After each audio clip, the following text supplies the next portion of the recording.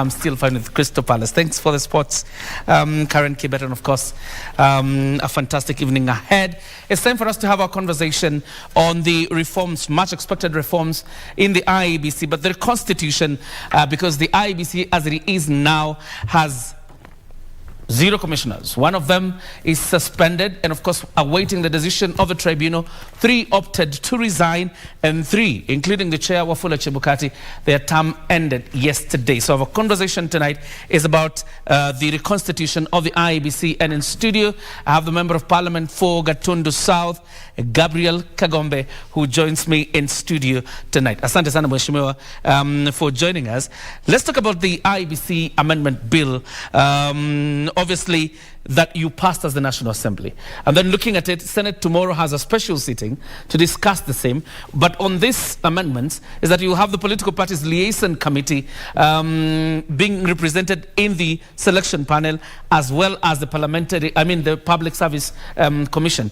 Why put the political parties liaison committee as part of the selection panel? When we were amending the Elections Act, IEBC Act of 2020, it's because you realize there's been a pattern. Right from the days of Chesoni, to the days of Kivutu, to the days of Isaac Hassan, there's been a pattern.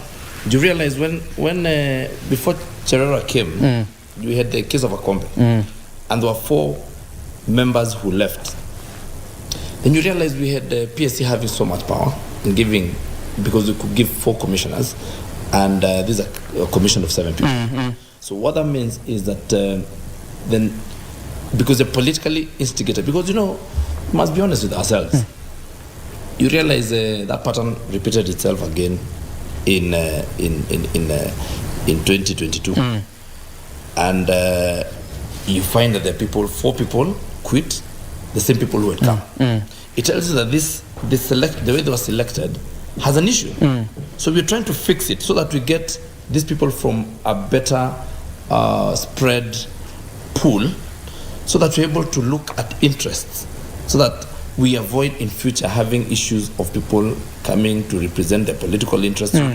If you listen to what Akombe said, you'd hear her saying that there was leaking of documents and people coming to represent very selfish political interests and advancing selfish political interests.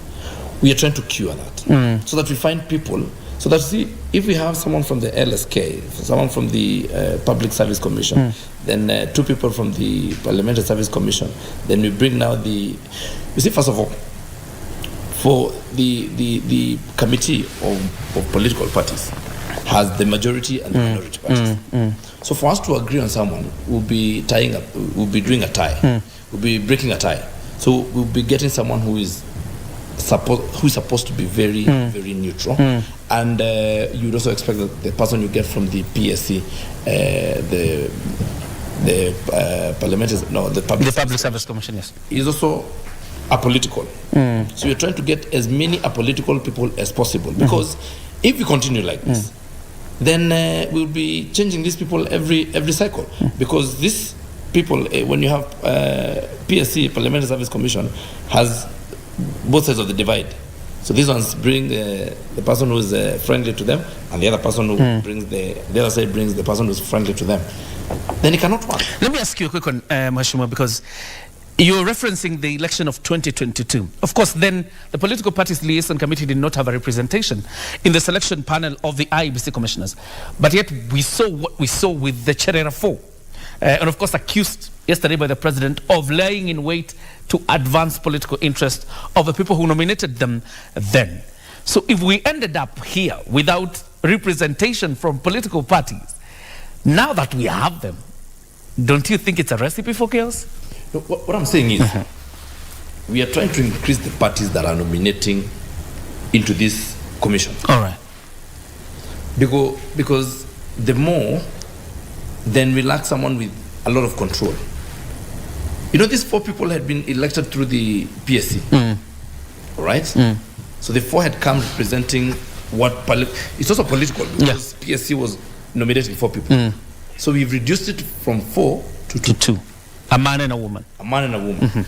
previously it used to be four people would paralyze the operations of the commission. And they were all coming from the PSC. That is what we are trying to avoid. And then you see, this being a political process and being political appointments, again, you will now not go to, you won't go to the Association of Manufacturers and tell them to give us, it has to be within the political, ground.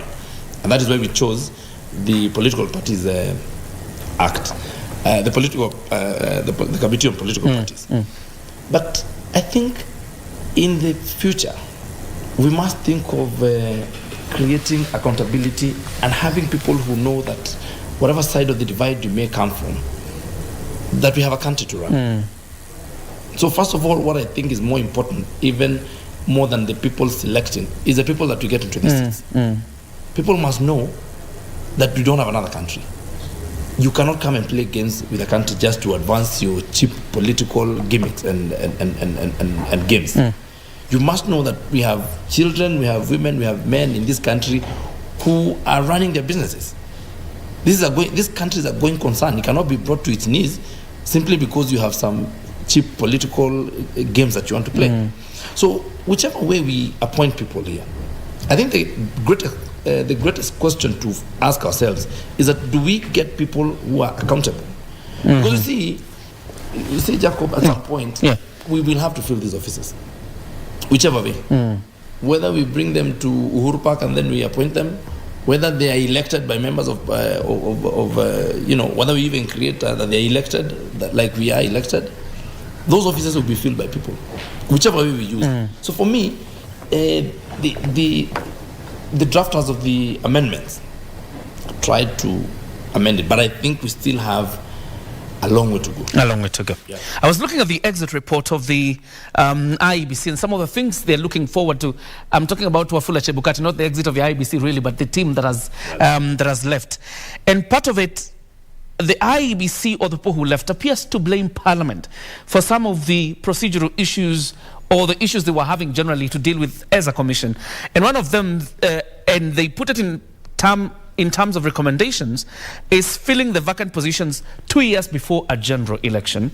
And number two, also, election-related laws should be harmonized 2 years before a general election. Because we found ourselves in the last election cycle where commissioners were nominated a year to the election, or laws were changed almost months to the election.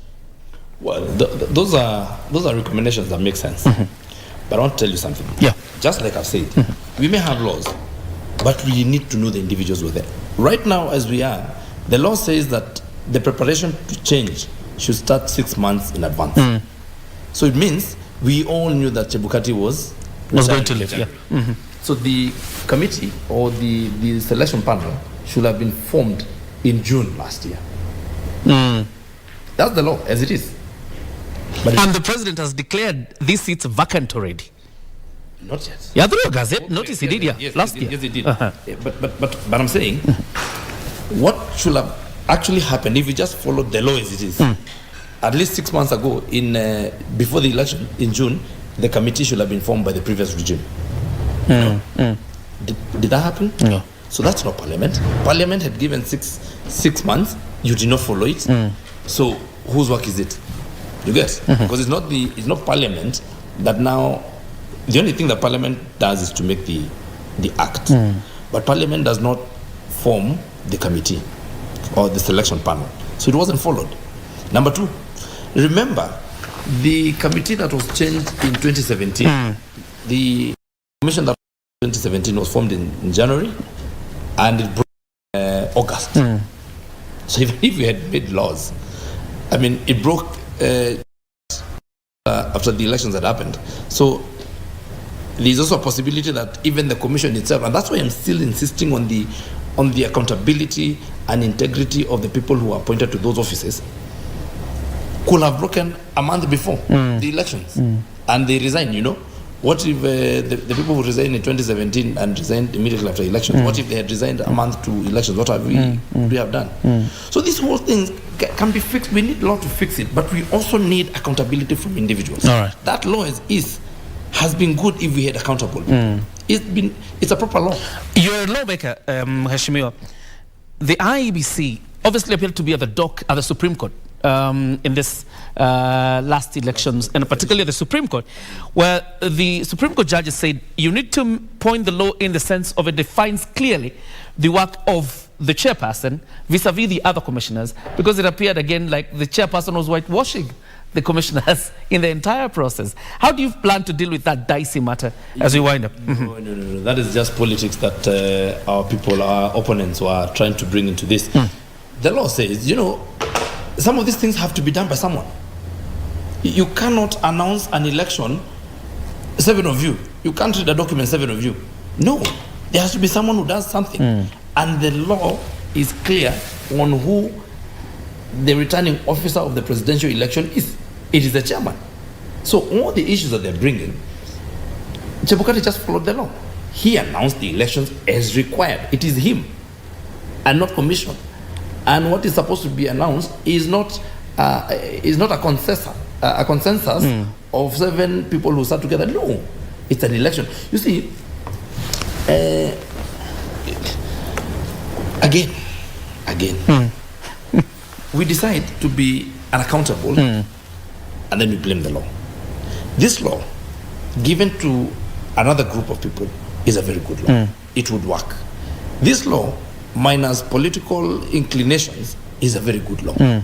Because you would sit, if you dispute and if you disagree with what is happening, this law, wherever you fix it, will never stop a Cherera situation. If Chereras come, they will still run amok and go to Serena and announce something else.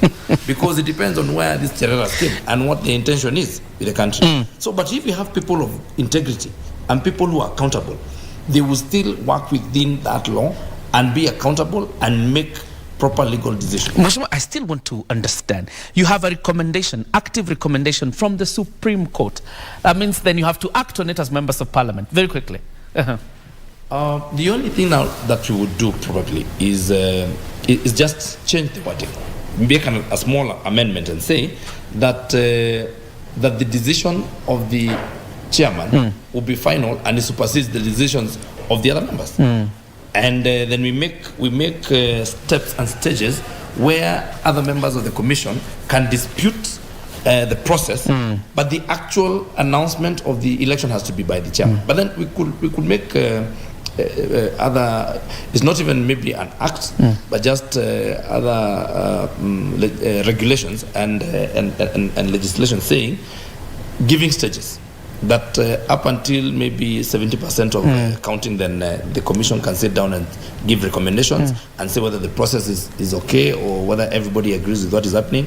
Because you see, we found issues where we caught ourselves that we have done 80% of the process and everybody was okay with it until the last 20% when someone looks at it and says, hey, things are not going our side. We are not pleasing our masters. And then you rush and go start announcing that. That's the only problem. All right. Mheshimiwa Gigi Kagombe from Gatundu South, of course, advocating that the next phase of recruiting commissioners obviously would have to have people who are passionate, and most importantly, about the welfare and the affairs of the country, not just about the heads, but indeed about following the law. But of course, Mheshimiwa Gigi, all eyes are on you as you resume from recess in February. The Senate tomorrow is dealing with the IEBC Amendment Act 2022 and probably pass it, and then paves the way for the appointment of a selection panel. And then again, we refocus our eyes on you as the recruitment of the IEBC commissioners begins in earnest. That's all for Prime Edition. Thank you very much for joining us, and thank you very much, Mheshimiwa, for joining us tonight. Very good. Asante. Thank you. Good night. Having me.